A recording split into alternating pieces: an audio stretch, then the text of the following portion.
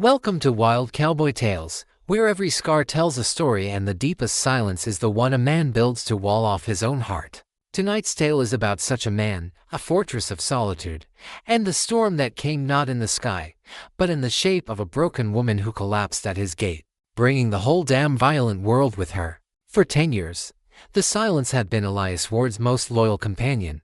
It was a physical presence in his small, sturdy cabin, nestled deep in the jagged teeth of the Grizzly Tooth Mountains. The silence was in the thick stone of the fireplace he'd built with his own hands, and the worn grain of the wooden floorboards, and in the vast, indifferent sky that stretched over his isolated kingdom. He had come here not to find something, but to lose everything: his name, his past, and the ghosts of a wife and daughter whose laughter he could only just barely remember. His days were a simple, repetitive liturgy of survival. At dawn, he would check the snare lines he'd set for rabbits and grouse. The middle of the day was for chopping wood, the rhythmic thud of his axe the only percussion in his quiet world.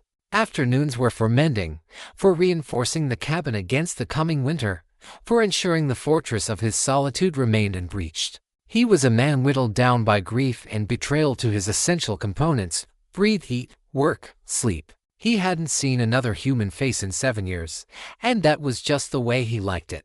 The world of men, with its greed and its lies, had taken everything from him. In return, he had taken himself from it.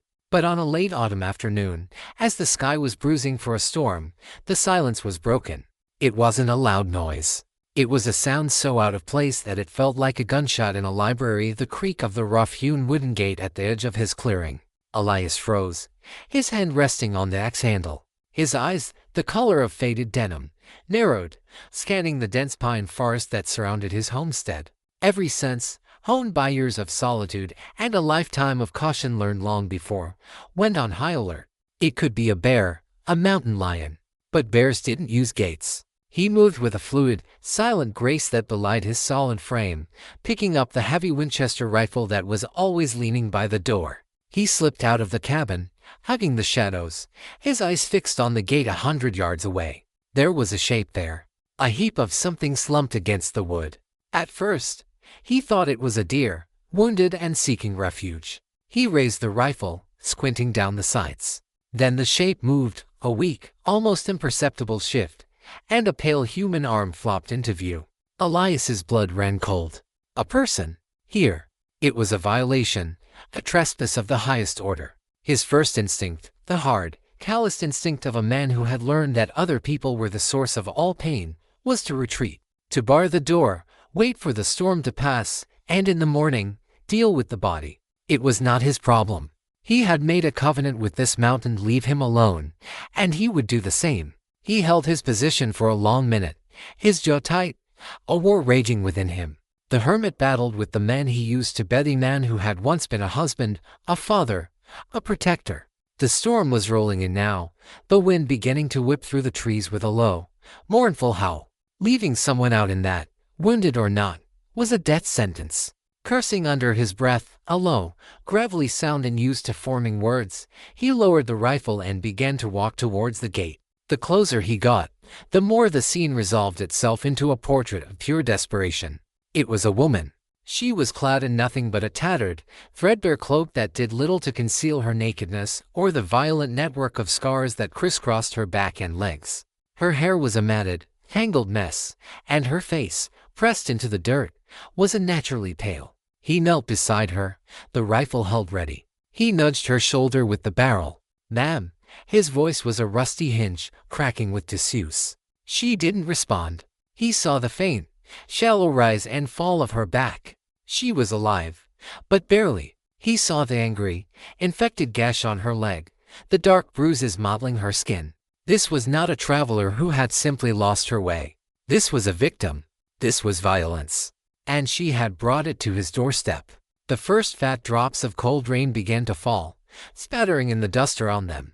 Elias looked from the unconscious woman to the warm, dry sanctuary of his cabin. He looked at the sky, dark and angry. The ghosts of his past whispered to him, their voices faint but clear. They reminded him of the last time he had failed to protect someone. With a heavy, world-weary sigh, he laid down his rifle. He slid his arms beneath the woman, his muscles protesting the unfamiliar, fragile weight. She was little more than skin and bone, but she felt as heavy as all the trouble in the world. As he lifted her, the cloak fell away, and he saw the scars that covered her front, a brutal, horrifying tapestry of a life lived in pain. He carried her through the gate and into the clearing, his long strides eating up the distance to the cabin.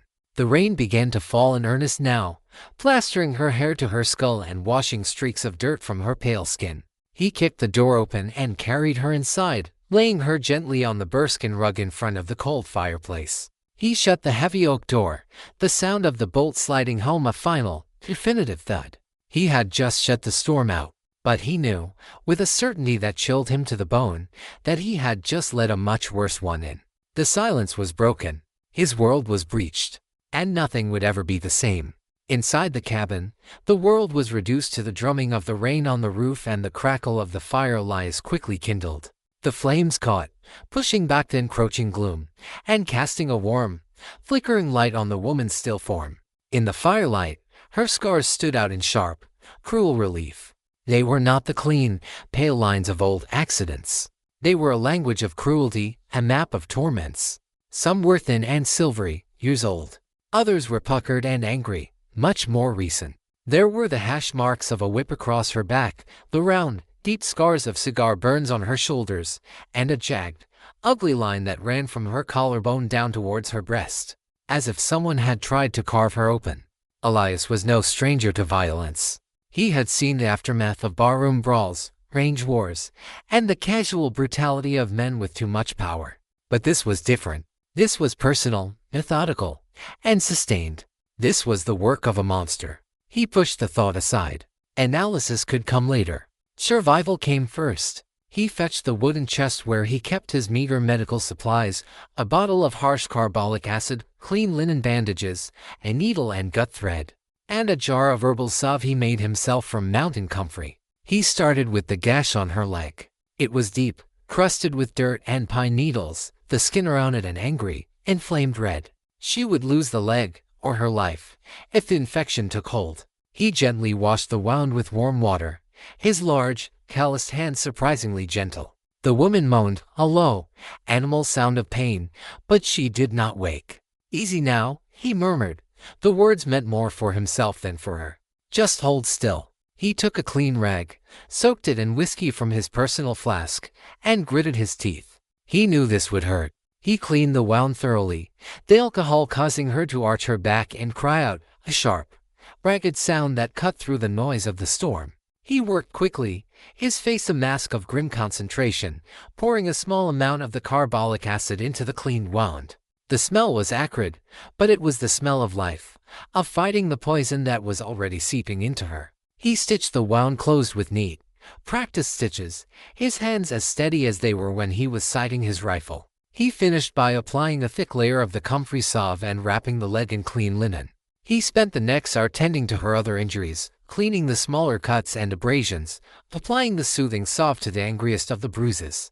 As he worked, he pieced together a fragmented story from the evidence on her body. She had been held captive, abused over a long period. She had recently escaped, running blindly through the wilderness for days, judging by her exhaustion, dehydration, and the state of her feet, which were raw and bloody. She was feverish. He could feel the heat radiating from her skin. He bathed her face with a cool, damp cloth, trying to bring the fever down. As he did, she began to mutter, her voice a dry, rasping whisper, her words lost in the delirium of her fever dream. She threshed, her hands weakly batting at unseen phantoms. "No, please, Blackwood," she whispered, the name a shard of ice in the warm cabin. "Don't let him." The Iron Rose. Blackwood. The Iron Rose. The names meant nothing to Elias, but they were clearly the source of her terror. He gently held her shoulders until the fit passed and she lapsed back into a restless unconsciousness. He stood up, his back aching, and looked down at her. A fragile, broken thing that had washed up on the shore of his solitude. He had done what he could for her body, but he knew, looking at the map of scars, that her deepest wounds were ones he could never see, let alone heal. He realized she couldn't stay on the floor. He went to his own cot, a simple frame with a straw-stuffed mattress, and pulled the thick woolen blankets off it. He arranged them into a soft pallet for her near the warmth of the fire. Then, with the same gentle care he had shown before, he lifted her and settled her onto the makeshift bed, covering her with his own bearskin cloak. He spent the rest of the night in the rocking chair Jacob had made for his wife, and oh, that was a ghost of a memory. This was a chair he had mad watching over her. He kept the fire fed, the cabin warm, and his Winchester within arm's reach. The storm raged outside, but the true storm was now inside his walls. It was in the woman's fevered breathing, in the unfamiliar scent of another person in his space, and in the stirring of long dormant feelings within his own chest. He felt a powerful, protective instinct, an emotion he thought had been buried with his daughter. But it was tangled with a deep, profound resentment.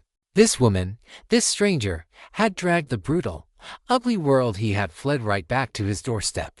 The name she had whispered Blackwood's a hook, a loose thread that, if pulled, could unravel his entire solitary existence. He was afraid, not of the men who were undoubtedly hunting her, but of this fragile, scarred woman herself, and of the breach she represented in the fortress of his heart. The silence was gone, replaced by the sound of another's breathing, and Elias Ward did not know if he could survive it. For 3 days, the woman drifted on a feverish tide, her only anchor to the world the quiet, steady presence of Elias. He was a creature of routine, and he adapted his to her needs. He kept the fire going, forced sips of cool water and thin broth between her cracked lips, and changed the bandages on her leg, noting with grim satisfaction that the angry redness was slowly beginning to fade. He had broken the fever's back.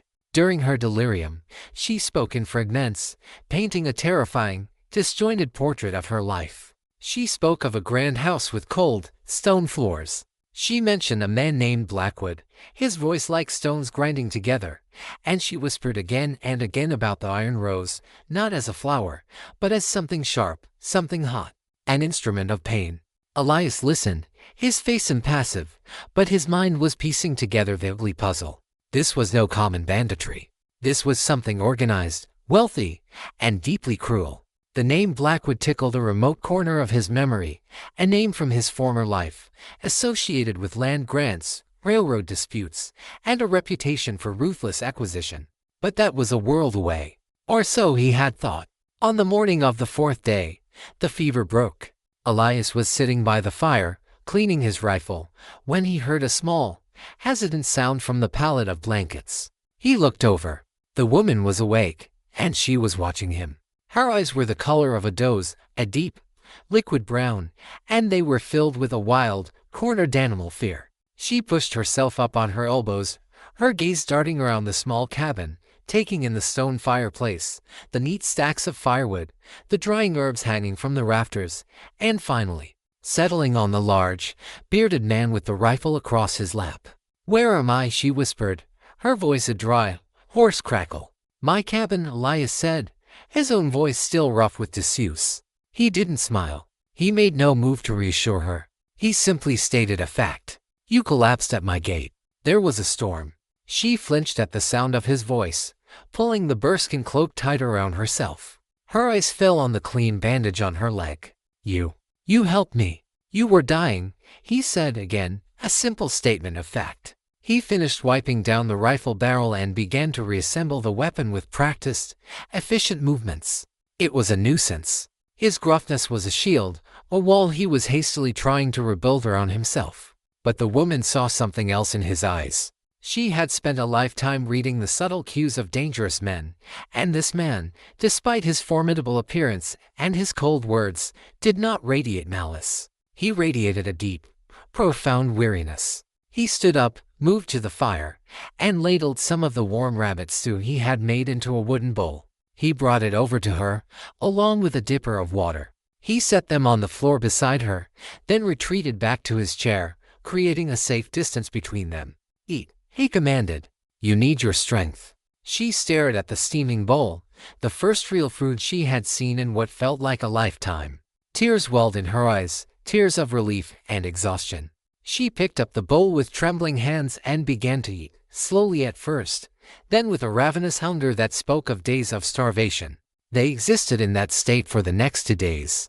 A silent, cautious truce. He would cook for her, tend to her leg, and leave her to her own quiet space by the fire. He gave her one of his own oversized linen shirts and a pair of trousers to wear, which she cinched at the waist with a piece of rope. They were clean, practical, and offered more dignity than the tattered cloak. He asked no questions. She offered no answers. But a fragile and spoken understanding began to grow between them. She saw that his every action, from the way he banked the fire at night to the way he checked the horizon every morning, was rooted in a deep, ingrained competence. He was a survivor. He saw that beneath her fear, there was a core of unbending steel. She had endured the unimaginable, and had not broken. She, too, was a survivor.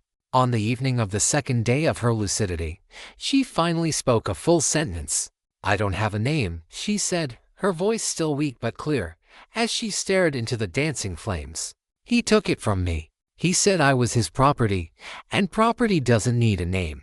Elias stopped sharpening his skinning knife. He looked at her, at the firelight playing on her scarred but healing face. He thought for a long moment. He remembered the small, hardy willow trees that grew by the creek, the only things that seemed to thrive in the harsh mountain soil, bending in the wind but never breaking. "Willow," he said, the name sounding strange and soft in the rustic cabin. "Your name is Willow." The woman Willow looked at him, a flicker of surprise in her deep brown eyes. She tested the name on her tongue, whispering it to herself. It was a simple name, a gentle name. It was a name for something that survives. A single tear traced a clean path through the grime on her cheek. "Thank you," she said. It was a small thing, a name given in the embers of a fire, but it was the first stone laid in the foundation of a trust that neither of them expected, and both of them desperately needed. For the first time, Elias felt a crack in the wall of his solitude, not as a breach, but as a place where a small, stubborn willow tree might just be able to take root. The fragile peace of their shared solitude lasted less than a week. As Willow's strength returned, a quiet routine settled over the cabin. She began to help with small chores, her movements still hesitant but determined. She would feed the fire while Elias was outside, her presence turning the cabin from a simple shelter into something that felt vaguely like a home. The silence between them was no longer a tense, awkward thing, but a comfortable, shared quiet. Elias found himself speaking more, not in long conversations, but in short, practical sentences. More would needed, storms coming from the north, that leg healing upright, and Willow would respond with a quiet nod or a simple, yes. But Elias was not a man who trusted peace. Peace was a temporary lull in a long and brutal war. Every morning, his first act upon waking was to scan the perimeter of his land from the high attic window. It was a habit born of a past life he never spoke of, a life where threats rarely announced themselves with a drum roll. For 7 years, the view had never changed. There was only the unchanging tableau of pine, rock, and sky. On the morning of the 8th day of Willow's arrival, that changed. He saw it immediately. It was small, almost imperceptible to an untrained eye, but to Elias, it was as loud as a gunshot. On the trunk of a large, dead pine tree at the very edge of the clearing, something was different. A patch of bark was lighter than the wood around it. It was a fresh cut. He said nothing to Willow. He simply finished his coffee, grabbed his Winchester, and told her, "Stay inside. Bar the door." Willow saw the look in his eyes. The weary calm was gone, replaced by a cold, sharp-edged alertness she had not seen before. She nodded, her heart beginning to pound a slow, heavy rhythm of fear. Elias moved through the woods with a hunter's grace, circling his property in a wide, ever-tightening loop. He approached the dead pine from downwind, using the dense undergrowth as cover. He knelt behind a fallen log and studied the mark. It was a carving, made with a sharp knife. It was not a random doodle. It was a symbol, a stylized rose, its stem a twisted, thorny vine, its petals sharp and angular, like shards of iron. The iron rose. The name Willow had whispered in her fever dream. It was a brand, a signpost, a message. "We know she's here." Elias felt a cold dread mix with a hot, familiar anger. They had found him. The world he had divorced himself from had served him with papers. He stood up and began to search the ground. He was a master tracker, and the men who had come here were clumsy. They had made no effort to hide their passage. He found their tracks easily, 2 sets of boot prints, men who were heavy on their feet, not accustomed to mountain terrain. They had come to the edge of his clearing, observed, left their mark, and retreated. They were scouts. And where there were scouts, an army was sure to follow. He followed their trail for a half-mile, confirming their direction of travel. They were making a temporary camp in a box canyon to the south. They were settling in. This wasn't a simple posse of trackers, it was a well-supplied, deliberate hunting party. He returned to the cabin, his face a grim and readable mask. Willow was waiting for him, her face pale, a heavy iron poker clutched in her hands. She saw his expression and knew her fragile sanctuary was about to be shattered. "They're here," she stated, the words a flat, dead thing. It wasn't a question. "Two of them," Elias confirmed, leaning his rifle by the door. "Scouts. They left a mark on a tree." He didn't need to describe it. He saw the recognition and terror dawn in her eyes. "The Iron Rose," she whispered. "It's Blackwood's mark. It's what he calls his enforcers, his hunters. They've made camp a few miles south," Elias said, his voice all business now. He began to move around the cabin, his actions precise and purposeful. He checked the hinges on the heavy oak door. He examined the shutters on the windows, testing the strength of the wooden bars he could slide across them. "They're professionals. They won't rush in. They'll watch. They'll wait for an opportunity." The warrior hidden beneath the quiet hermit was beginning to emerge. The years of solitude had not dulled his instincts, they had sharpened them to a razor's edge. He was no longer just a man surviving in the mountains. He was a man defending his territory. Willow watched him, a new kind of fear mixing with a strange sense of hope. She had spent years at the mercy of violent, cruel men. But Elias was different. His capacity for violence, which she could now sense simmering just beneath the surface, wasn't born of cruelty or greed. It was a protective, formidable force. It was the violence of a shield, not a sword. "What are we going to do?" she asked, her voice trembling slightly. Elias stopped his work and looked at her. His gaze was direct and wavering. For the first time, he let her see the steel behind his eyes. "First," he said, his voice a low, steady rumble, "we stop being the hunted." He picked up his axe, the one he used for chopping wood, and tested its weight in his hand. "And we start being the trap." The first shadow had fallen across their sanctuary, but instead of plunging them into darkness, it had ignited a spark. The quiet hermit and the broken woman were gone. In their place stood two survivors, cornered and outmatched, but no longer afraid.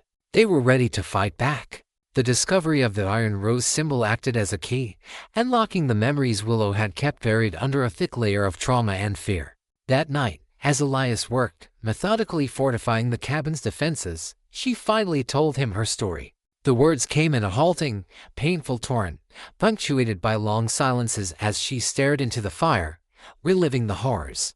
Her name, she said, was Alara. She was not from the territories. She was the daughter of a wealthy merchant from the east, a man whose ships had run into financial trouble. To save his company, her father had entered into a business arrangement with a man who was rapidly and ruthlessly buying up vast swathes of the frontier, Baron Alistair Blackwood. Blackwood was more than a land baron, he was a king in his own private, brutal kingdom. He was a man of immense wealth, refined tastes, and a cruelty that was as deep and as cold as a mountain lake. The deal to save her father's company had included a hidden clause, Alara herself. She was sold, a piece of property traded to seal a business deal. She had been brought to Blackwood's fortified estate, a massive, opulent stone mansion built in the middle of a desolate, sun-scorched valley he ruled with an iron fist. There, she became his possession. She was not a wife, nor even a mistress. She was an object, a beautiful bird in a gilded cage, a testament to his power. Her defiance, her refusal to be broken, was met with escalating punishments. The scars she bore were a meticulously documented record of her rebellion, each one inflicted by Blackwood or his enforcers, the Iron Rose, as a lesson. The jagged scar on her chest was the result of her trying to stab him with a letter opener. He called it taming, she whispered, her voice barely audible, her arms wrapped around herself as if to hold her own broken pieces together. He said he would carve away my defiance until only something beautiful and obedient was left. She had lived in this gilded hell for 2 years. Her escape had been an act of desperate opportunism. A fire, started by a lightning strike in a nearby stable, had created a moment of chaos. She had slipped away in the confusion, stealing a cloak and running blindly into the wilderness, with no food, no water, and no destination. She had just run, for days, until her body gave out at the edge of Elias's land. Elias listened without interruption, his hands never ceasing their work. He was sharpening a set of long, iron spikes he had once used for climbing, preparing them to be set as caltrops. Each word she spoke seemed to hammer the steel a little harder, to sharpen the point a little more. The story of Alistair Blackwood resonated with the darkest parts of his own past. He knew men like that. Men who saw other people not as human beings, but as objects to be used, broken, and discarded. It was a man like that, a corrupt cattle baron, who had ordered the ambush that had killed his wife and daughter, all because Elias, then a U.S. Marshal, had refused to back down from an investigation. When she finished, a heavy silence filled the cabin, broken only by the scrape of Elias's file on metal. He did not offer words of pity or comfort. He offered something better. He offered validation. Men like Blackwood, he said, his voice a low, hard growl, believe their power makes them gods. They don't understand that when you take everything from someone, you don't leave them with nothing. You leave them with nothing to lose. He stood up and walked to a heavy, iron-strapped chest in the corner, a chest he had not opened in 10 years. He lifted the lid, and the scent of gun oil and old leather filled the air. This was not his hunting chest. This was a war chest. He pulled out a gun belt, the leather dark and worn. In its holsters were a pair of cold peacemakers with customized ivory grips. He strapped the belt around his waist. It settled on his hips with a comfortable, familiar weight. He then removed a long, heavy-bladed Bowie knife and slid it into the sheath on his belt. Lastly, he pulled out a box of cartridges and began, with methodical precision, to load the revolvers. Ilara watched, her eyes wide. The transformation was stunning. The quiet, solitary man who chopped wood and tended snares was gone. In his place stood a figure of deadly competence, a man who wore his weapons not as a threat, but as a natural extension of himself. The hidden warrior was no longer hidden. "My name is Elias Ward," he said, the words tasting like rust in his mouth. "I was a marshal for 10 years. I hunted men like the ones who are hunting you." He looked at her, his eyes like chips of flint. "They made a mistake coming here. This is my land, and I don't let wolves into my home." In that moment, their bond was sealed. It was no longer a relationship between a rescuer and a victim. It was an alliance. They were two survivors, to people scarred by the same kind of evil, though their wounds were different. He had been running from his past. She had been running from hers. Now, their paths had converged in this small, mountain cabin, and they both knew that the only way to a future was to turn and face the ghosts together. The whispers of the past had become a battle cry. The next few days were a blur of tense, focused preparation. Elias, now fully inhabiting the persona of the marshal he once was, moved with a relentless, driving purpose. He and Ilara, he now used her true name, worked from sunup to sundown, turning the homestead into a formidable death trap. He taught her how to load his spare pistol, a small but reliable derringer, her hands, once accustomed to embroidery, now learning the cold, mechanical feel of brass and lead. He showed her the weak points of the cabin and how he intended to defend them. He set his sharpened iron caltrops in the dense underbrush on the most likely paths of approach. He rigged a deadfall trap, using a massive, precariously balanced log, near the trail that led to the southern canyon. He was not just preparing for a fight, he was orchestrating a battle on his own terms. The scouts from the Iron Rose did not show themselves, but their presence was a constant, oppressive weight. Elias knew they were out there, watching, reporting his movements, waiting for instructions. The psychological warfare had begun. The first direct contact came on the fourth night, under the cold, silver light of a full hunter's moon. Elias knew a full moon was a perfect time for an enemy to probe his defenses. He wasn't sleeping. He was sitting in his darkened cabin, his back to the wall, his Colts on the table before him, watching the moon-drenched clearing through a small crack in a window shutter. Ilara was asleep on her pallet, exhausted from the days of hard labor and constant fear. He saw the movement at the edge of the tree line. It was a single figure, moving with a confident, predatory stealth. This was no common thug. This was one of them. A professional. The scout was testing him, trying to see how close he could get, looking for patterns in the cabin's defenses. Elias did not reach for his rifle. A gunshot would alert the main party to the fact that their scout had been spotted.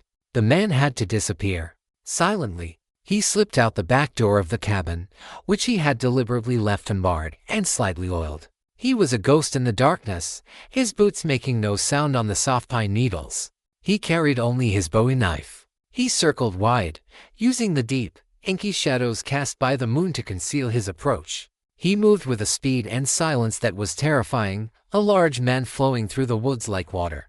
The scout was focused on the cabin, his attention fixed on the front door. He crept forward, low to the ground, his pistol drawn. He was good, but Elias was better. He had spent a decade hunting men in the dark. Elias came up behind him like a phantom. The scout's first and only warning was the sudden feeling of cold steel against his throat. "Drop it." Elias's voice was a barely audible whisper, a deadly rustle of leaves right behind the man's ear. The scout froze, his body rigid with shock. He had not heard a thing. The pistol fell from his nerveless fingers and landed with a soft thud in the dirt. Elias pressed the blade harder, a single drop of blood welling up on the man's skin. "Who sent you?" The scout, recovering from the initial shock, let out a short, harsh laugh. "You think I'm going to talk?" "No," Elias said flatly. "I think you're going to die. I just wanted to give you the chance to do it with a clean conscience." He didn't wait for a reply. In one swift, brutal, and efficient motion, he ended the man's life. He lowered the body to the ground, the entire exchange having been as silent as a passing owl. He dragged the body deep into the woods, concealing it under a thick pile of brush and fallen logs. He took the man's pistol, ammunition, and a small, intricately carved silver rose he found in the man's pocket, insignia of Blackwood's enforcers. He would leave no trace. To the men back at the camp, their scout would have simply vanished, disappeared into the mountain's hungry maw. It was a more terrifying message than leaving a body. He slipped back into the cabin as silently as he had left. Laura was sitting up, her eyes wide, the derringer clutched in her hands. She had heard nothing, but she had felt his absence. He lit a single candle. In the small, flickering light, she saw the fresh splash of blood on his hand as he placed the scout's pistol and the silver rose on the table. She looked from the rose to his face. She saw no triumph, no cruelty, only a grim, weary resolve. He had killed to protect her, to protect their sanctuary. She was not afraid of him. In that moment, seeing the stark evidence of his lethal capability, she felt safer than she had in years. "He's gone," Elias said, answering her unasked question. He began to wipe the blood from his knife with a calm, steady hand. "They'll wait a day or two for him to report. When he doesn't, they'll know. They'll know they're not dealing with a frightened homesteader." He looked at her, his eyes holding hers in the candlelight. "The next time they come," he said, "they'll come in force." The hunter's moon had passed. The first blood had been spilled. There was no going back now. They were bound together, not just by shared circumstances, but by the violent act that had just been committed in their defense. The fortress of Two had claimed its first victim. The disappearance of the scout created a palpable shift in the atmosphere. The 2 days that followed were filled with a tense, oppressive silence. Elias and Alara knew they were being watched by more than one man now. The enemy was confused, cautious, and undoubtedly angry. This was the calm before the storm, and they used every precious minute to finalize their preparations. Their shared purpose had forged a new dynamic between them. They worked as a seamless team, their communication often unspoken, a shared glance or a simple nod conveying more than words ever could. While Elias focused on the deadly architecture of their defense or checking the deadfall trigger, positioning piles of rocks on the roof to be used as crude but effective weapons, Alara took over the cabin's interior. She was no longer a passive victim, she was a soldier preparing her battlement. She organized their limited supplies with a meticulous eye, ensuring water, ammunition, and bandages were strategically placed in every corner of the cabin. They could now fight from any window without having to expose themselves by moving across the main room. She learned to reload his Winchester and the 2 Colts with a speed that surprised even herself, her fingers nimble and sure. She was claiming her own power, not with a weapon, but with a fierce, intelligent competence. In the evenings, as they sat by the fire, their work done for the day, the walls between them continued to crumble. The conversation was no longer just about survival tactics. They began to share the pieces of themselves they had kept locked away for so long. Elias, in his low, gravelly voice, spoke of his past as a marshal. He didn't speak of glory or heroism, but of the slow, grinding weariness of seeing the worst of human nature day after day. He finally told her about his wife, Sarah, and his daughter, Lily. He spoke of their small ranch, of Lily's laughter as she learned to ride her pony, of the simple, profound peace he had found in their love. He recounted the day it all ended. He had been tracking a rustling gang led by a man named Cale Maddox, a man protected by the wealthy and powerful cattle baron who was funding him. When Elias had gotten too close to exposing the baron's involvement, the ambush was set. It wasn't meant for him. It was meant to be a message. They had attacked the ranch while he was away, and Sarah and Lily were caught in the crossfire. He had arrived to find his home in flames and his world reduced to ashes. The law had failed him. The system he had dedicated his life to had been unable to protect it only to people he truly loved. So, he had walked away from it all, coming to the mountains to serve a life sentence of his own choosing. Alara listened, her heart aching for the depth of his loss. She finally understood the source of his profound solitude, the reason for the walls he had built. His scars, she realized, were as deep and as permanent as her own. They were just on the inside. In turn, she spoke not of the horrors of her captivity, but of the life she had lived before Blackwood. She spoke of the sea, of sailing with her father on his merchant ships, of the feel of the salt spray on her face and the thrill of seeing a new port on the horizon. She spoke of her love for books and learning, of a future she had dreamed of where she would run her own trading company, a woman making her own way in a world of men.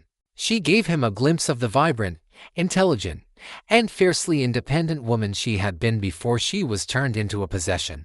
In sharing their unseen scars, they found a common ground that went deeper than their shared danger. They were two people from different worlds, a lawman from the dusty plains and a merchant's daughter from the bustling coast, who had both been stripped of everything they held dear by the same brand of predatory evil. He tried to erase me, Alara said softly, staring at her own scarred hands. To make me forget who I was.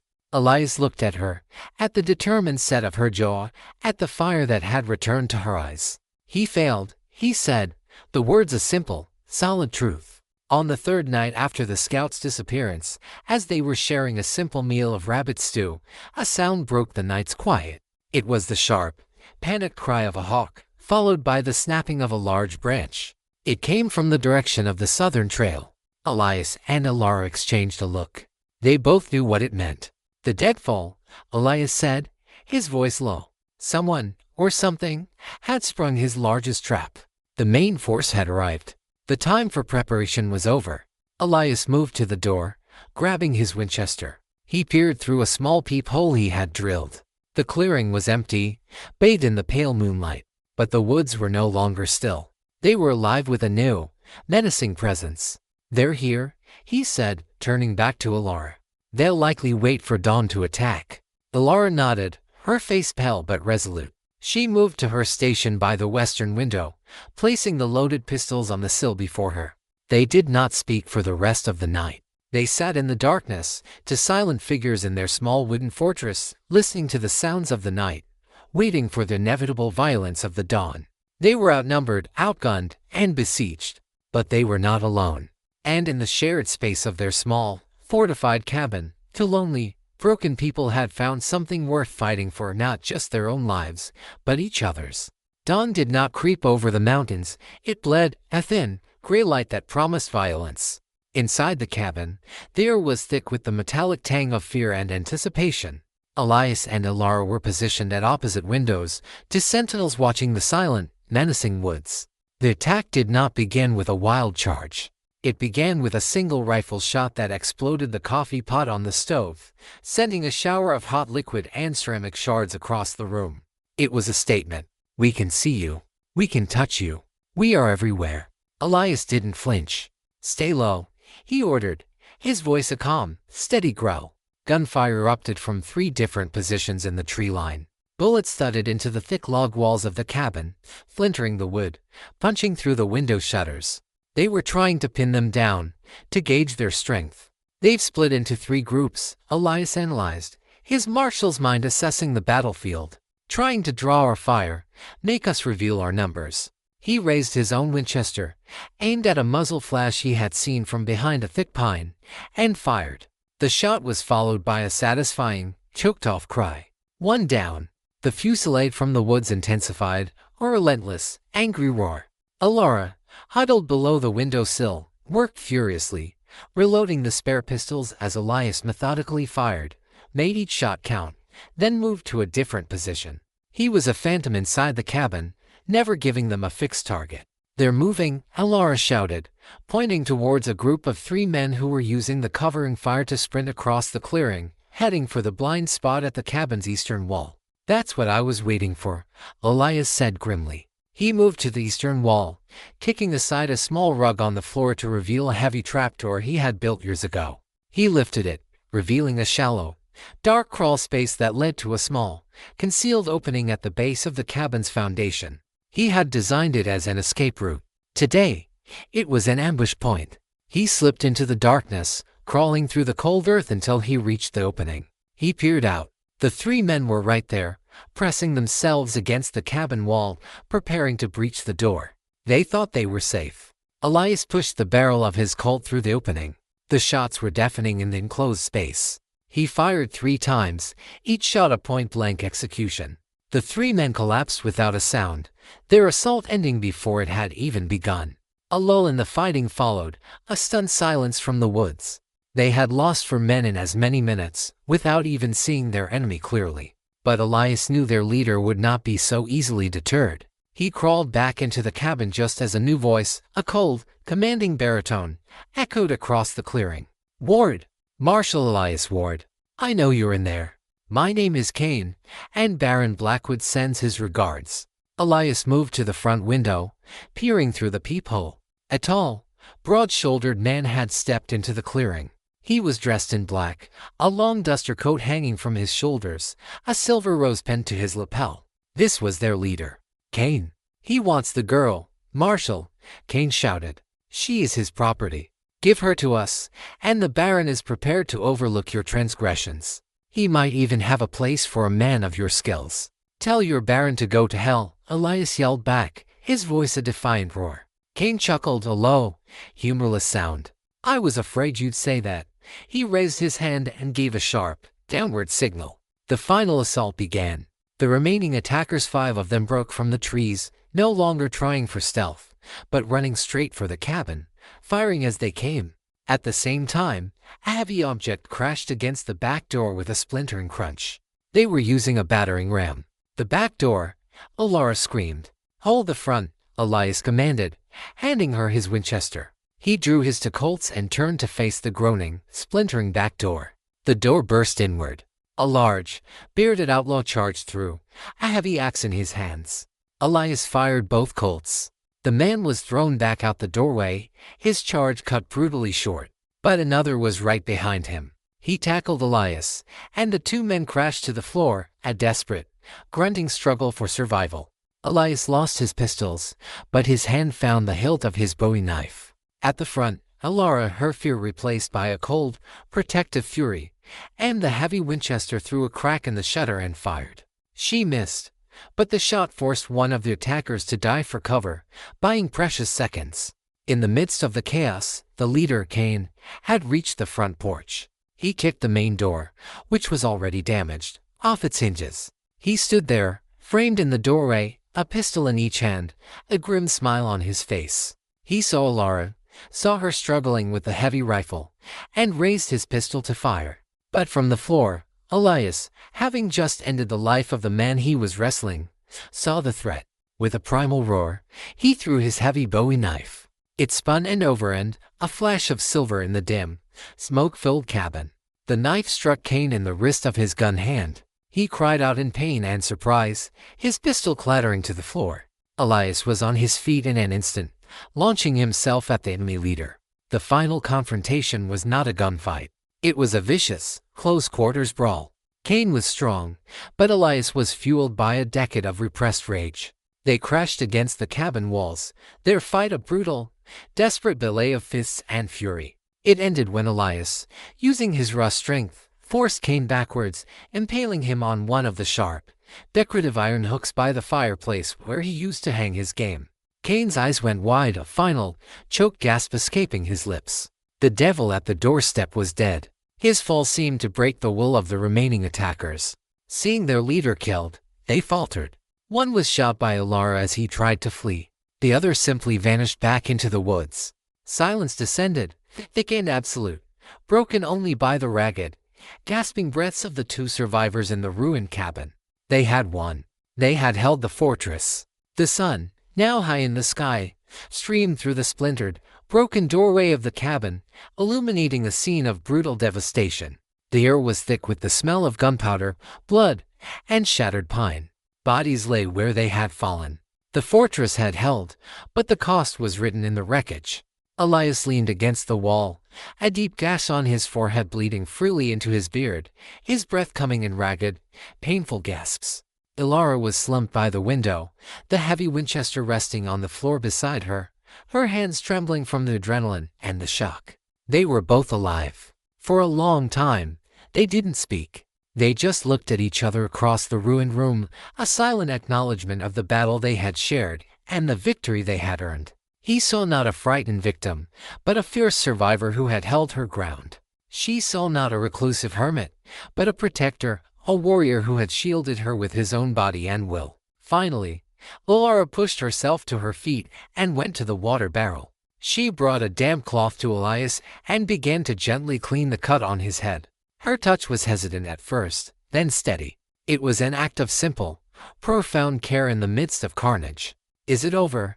she asked, her voice quiet.